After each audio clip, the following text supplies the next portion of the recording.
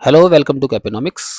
आज हम बहुत ही चर्चित सवाल जो कि है why is zero factorial equal to one, यानी कि जीरो फैक्टोरियल एक के इक्वल क्यों होता है, इसके बारे में जानने की कोशिश करेंगे। इसके पीछे का रीज़न तलाशने की कोशिश करेंगे। देखो, इससे पहले कि मैं ये प्रूफ करूँ कि जीरो फैक्टोरियल एक के इक्वल क्यों होता है, ये बताऊँ, ये पहले हम ये जान लेते हैं कि फैक्टोरियल आया कहाँ से। फैक्टोरियल का मतलब क्या होता है। देखो, ये फैक्टोरियल जो होता है वो परम्यूटेशंस को रिप्रेजेंट करता है। यानी कि अगर मैं बात करूँ कि मेरे पास अगर तीन एलिमेंट है ए बी सी, तो मैं इनको कितनी तरीके से अरेंज कर सकता हूँ, कितनी डिफरेंट वेज में अरेंज कर सकता हूँ। जैसे कि एक तरीका ये हो गया ए बी सी को लिख दूँ, फिर एक ये हो गया मैं ए को पहले लिख दूँ फिर सी फिर बी, है ना। एक हो सकता है मैं बी सी ए कर दूँ।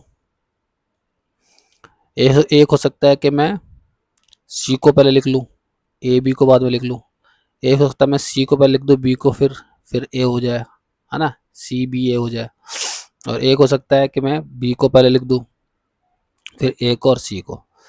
तो इस तरीके से मैं देखूँ, बस यही वेज है, इसके अलावा और कोई वेज नहीं है। तो मैं देखता हूँ कि एक दो तीन चार पाँच छः, छः तरीके हैं इसको लिखने के। सिक्स डिफरेंट वेज में ए बी सी को हम अरेंज कर सकते हैं डिफरेंट वेज में, ठीक है। तो ये कैसे पता चलता है। अगर मैं इसको डायरेक्टली सॉल्व करना चाहूँ तो थ्री एलिमेंट है, तो थ्री का फैक्टोरियल निकाल लो, या थ्री को मैं three into two into one, one तक मल्टीप्लाई कर दूँ एक एक माइनस करके, तो इसका आंसर आता है सिक्स। इसको बोलते हैं थ्री फैक्टोरियल, है ना। थ्री फैक्टोरियल का मतलब है सिक्स। तो जब हम थ्री फैक्टोरियल की बात करते हैं तो हम बात करते हैं कि तीन एलिमेंट्स को कितने डिफरेंट वेज में अरेंज कर सकते हैं, उसका आंसर होगा सिक्स। इसी तरीके से अगर मैं चार एलिमेंट ले लूँ, A B C D E, A B C D सिर्फ चार एलिमेंट लूँ, तो इन चारों को कितने डिफरेंट वेज में अरेंज कर सकते हैं, इसको कैसे पता लगेगा। डायरेक्ट मैं फोर फैक्टोरियल निकाल सकता हूँ, जो कि होगा four into three into two into one, आएगा 24। तो 24 वेज में इसको अरेंज कर सकते हैं, राइट। तो फोर फैक्टोरियल का जो आंसर हुआ या जो मतलब हुआ वो 24 हुआ। थ्री फैक्टोरियल का मतलब अभी हमने देखा सिक्स हुआ, क्योंकि थ्री एलिमेंट्स को हम सिक्स डिफरेंट वेज में अरेंज कर सकते हैं।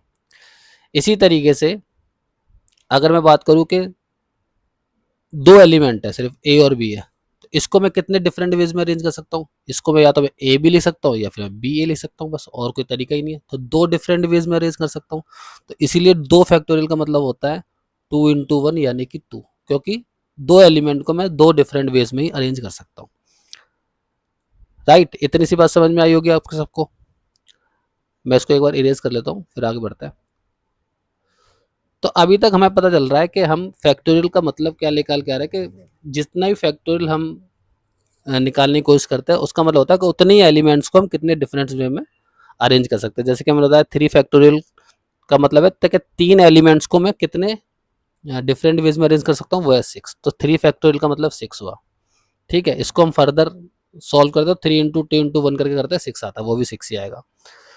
ऐसी मैंने बात करी कि फोर फैक्टोरियल यानी कि फोर एलिमेंट्स होंगे, तो उनका कितने डिफरेंट वेज आ सकते हैं फोर एलिमेंट को डिफरेंट वेज में अरेंज करने का, तो वो 24 आएंगे। और इसको हम निकाल भी आ सकते हैं, four into three into two into one, तो 24 ही आएगा। टू फैक्टोरियल का हमने देखा कि दो एलिमेंट है, तो उनको भी दो तरीके से अरेंज कर सकते हैं, तो उसका दो ही आया था। ऐसे अगर एक एलिमेंट हो, सिर्फ ए हो, तो ए को तो एक ही तरीके से अरेंज कर सकते हैं। तो एक फैक्टोरियल का मतलब इसीलिए एक होता है, क्योंकि एक एलिमेंट को हम एक ही तरीके से अरेंज कर सकते हैं। अब आते हैं हम जीरो फैक्टोरियल पे, यानी कि हमारे पास कोई फैक्टोरियल नहीं है, कोई एलिमेंट नहीं है, तो उसको हम कितने वेज में अरेंज कर सकते हैं। जीरो फैक्टोरियल, जीरो एलिमेंट का मतलब है कि एक एम्प्टी सेट है, ये एम्प्टी सेट होता है, इसके अंदर कुछ नहीं है।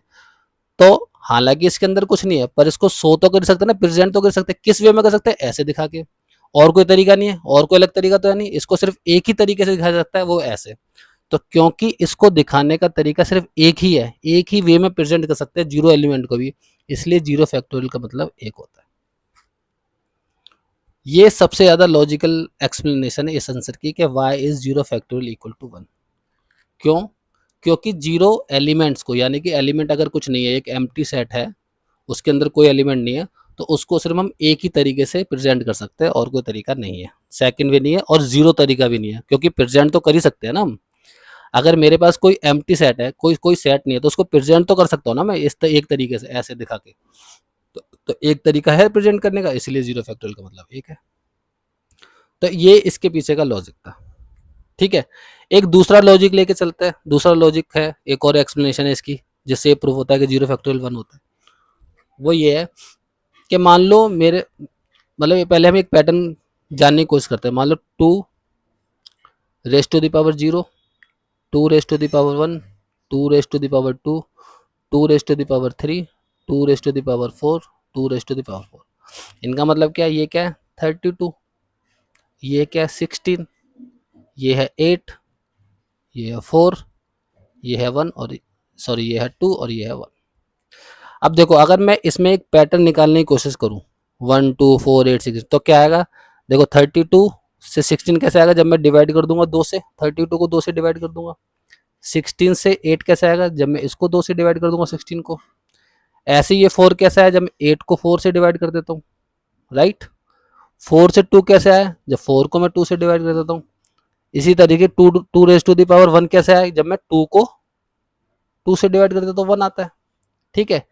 इसी वे में अब हम बात करते हैं फैक्टोरियल्स की। मान लो मेरे पास फैक्टोरियल है 0 factorial, 1 factorial, 2 factorial, 3 factorial and 4 factorial. इसका मतलब है 4 इंटू 3 इंटू 2 इंटू 1 यानी कि 24। इसका मतलब है 3 इंटू 2 इंटू 1 यानी कि 6। इसका मतलब है 2 इंटू 1 यानी कि 2।